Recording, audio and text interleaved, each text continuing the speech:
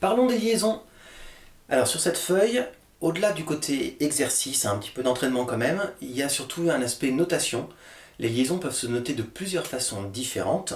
D'une part parce que les liaisons se font techniquement de façon différente, et que même lorsqu'on utilise la même technique, tout le monde ne note pas de la même façon. Alors, première chose, le hammer et le pull-off. Le pull-off, c'est le contraire du hammer, donc le hammer sert à aller d'une note plus grave vers une note plus haute, et le pull-off est le contraire, on part d'une note aiguë pour aller vers une note plus basse.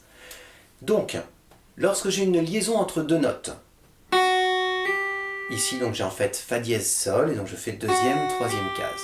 Si on ne me dit rien d'autre que le symbole de liaison, donc le petit arc qui relie les deux notes, ça veut dire que je fais, quand je monte un hammer, quand je descends, un pull-off. Mais on peut préciser le hammer avec la lettre H et le pull-off avec la lettre P. Donc si c'est pas précisé, c'est a priori quand même un hammer ou un pull-off. Pour les autres techniques, vous verrez qu'on a des symboles différents. Alors ici, dans mon exercice, la première mesure c'est du hammer, la deuxième mesure c'est du pull-off, et à chaque fois je vais avoir croche, croche, croche, croche, noir, noir. Mais sur les noirs, je mets un petit effet en appoggiature, c'est-à-dire qu'on va avoir la liaison comme ça, pardon, en hammer, et donc en pull-off, le contraire. Et c'est super rapide parce que la première note est en fait une appoggiature, c'est-à-dire une note fantôme. Elle n'a pas d'existence rythmique, on file dessus très vite. C'est un effet de style qui est super sympa et qu'on utilise beaucoup, d'arriver sur une note par une autre note avec un petit effet de main gauche, donc hammer, pull-off, slide, bend, nos effets habituels. Alors, ici maintenant, si je reprends toute la ligne, ça va me donner...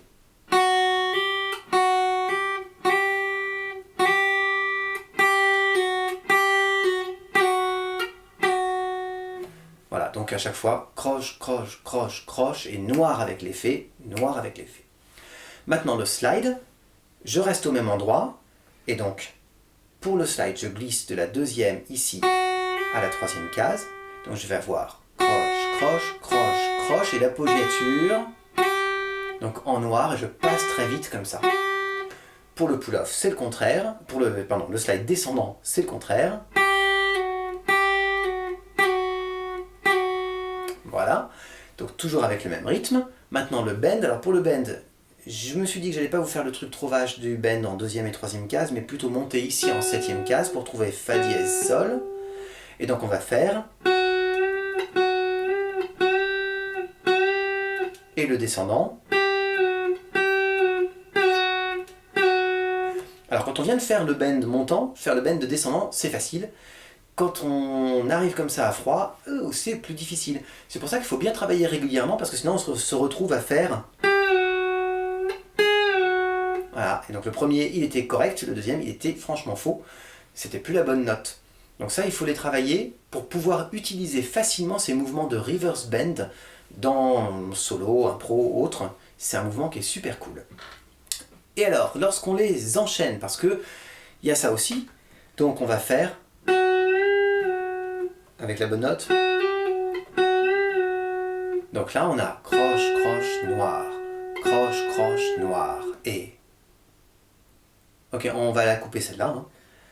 Donc, il y a maintenant le bend et le reverse bend enchaînés, et cette fois, je vais avoir... Et avec l'appoggiature... C'est un peu haut ça. Ouais. On la refait encore. Donc, voilà pour mes liaisons simples. Non. Donc le reverse bend peut être enchaîné à un bend. Ce qui est un petit peu plus cool. Et ça va nous donner... Puis avec l'appoggiature...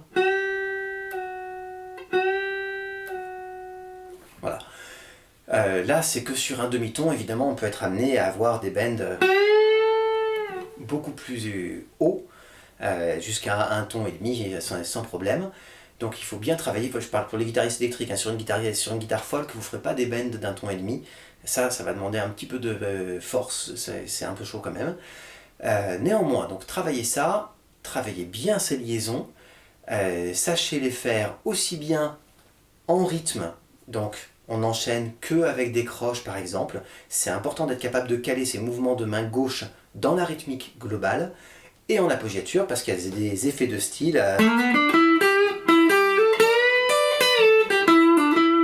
Voilà, quand je fais ça, je suis arrivé ici en appoggiature avec un slide, mais quand je fais, il y a appoggiature pour la montée, mais la descente, je suis complètement dans le rythme. Donc là ici, mon bend, le montant, c'était une appoggiature, mais le reverse bend pour redescendre, il était casé dans le rythme. Et c'est des riffs qui sont très simples. Si, c'est pas un truc super compliqué à jouer, il faut juste bien savoir caler ce type de liaison. Voilà, jouez bien, on verra ce genre de choses dans des morceaux de blues, gamme pentatonique et autres. Merci d'avoir regardé cette vidéo. N'oubliez pas de vous exercer quotidiennement, de vous abonner à la chaîne évidemment, d'aller regarder mes autres vidéos également, et de visiter mon site zikenligne toutattaché.com. À bientôt.